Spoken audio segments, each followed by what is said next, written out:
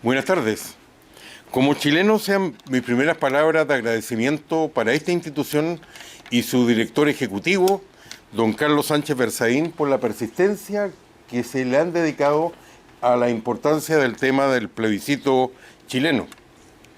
Lo primero que me gustaría decir es un ejemplo de lo que se debe y no se debe hacer, que lo tenemos el año 2016. En Inglaterra y en Colombia, en el Reino Unido, para ser más preciso, y Colombia, se llevaron a cabo plebiscitos que no estaban obligatoriamente convocados, pero sí se hicieron con resultados diametralmente opuestos por parte de la clase política. A pesar de la pequeña diferencia en Gran Bretaña, nadie dudó entre los partidarios y los contrarios al Brexit e inmediata y automáticamente se pusieron en movimiento para materializar la decisión del pueblo y del electorado. En Colombia se llamó, y así lo recuerda en un artículo que publica hoy día en una columna en Infobae Francisco Santos, se llamó a un plebiscito y se tomó la decisión opuesta. Simplemente no se le prestó atención, simplemente no se siguió ni se escuchó la voz de las urnas. Persistir en el error, cuando en Chile hubo tan solo una pregunta y el resultado, y yo reconozco que tuve dudas hasta el final en cuanto al resultado, pero aunque todas las encuestas apuntaban en ese mismo sentido, el pueblo habló con una contundencia probablemente nunca antes vista, ni siquiera en el plebiscito que le dijo no a la continuación en el poder del general Augusto Pinochet. ¿Qué se le preguntó, qué se le ofreció a los chilenos?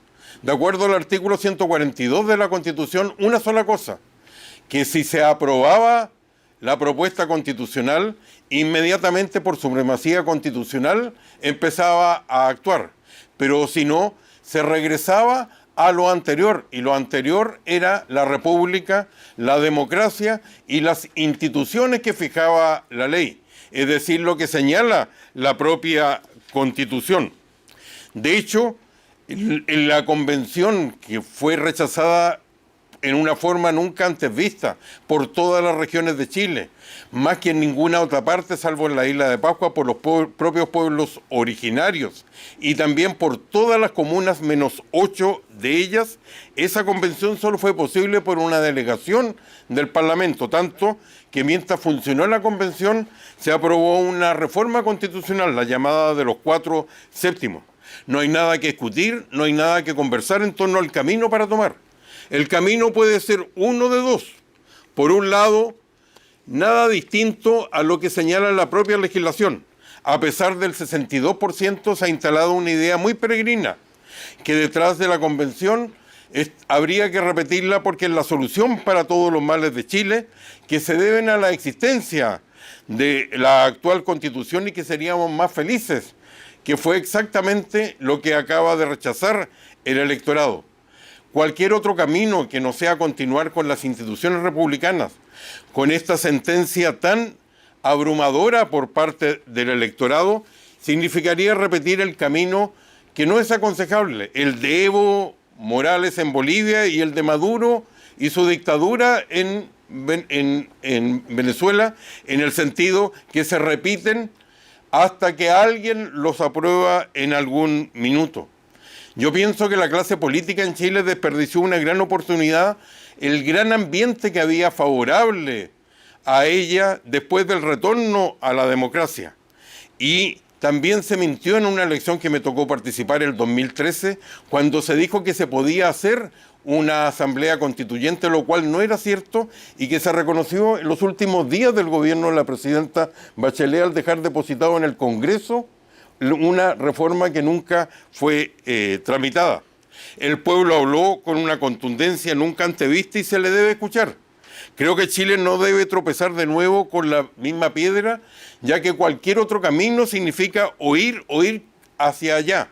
Se dice, creo falsamente, que habría que hacerlo porque hace 2 años los chilenos habrían votado en el siguiente sentido: una por una nueva constitución y por el otro lado para hacerlo a través de un órgano distinto al Congreso.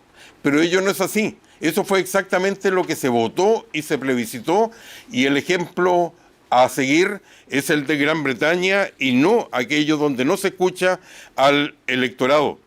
La convención solo fue posible por una delegación y ahora se recupera esto.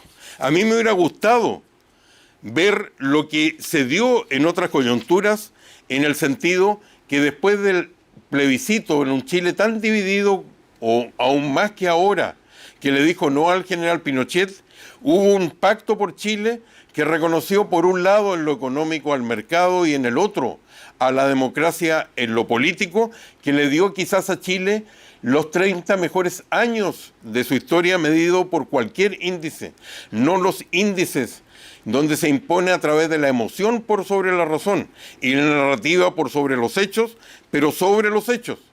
Y pensar en una nueva constituyente, donde simplemente se satisface, como ha sido presentado por 13 senadores, simplemente se satisface la no presencia de independientes solo a través de la lista, es caer en una de las peores desviaciones de la democracia, que la partitocracia, el secuestro de la voluntad popular por las directivas y no por parte de los representantes.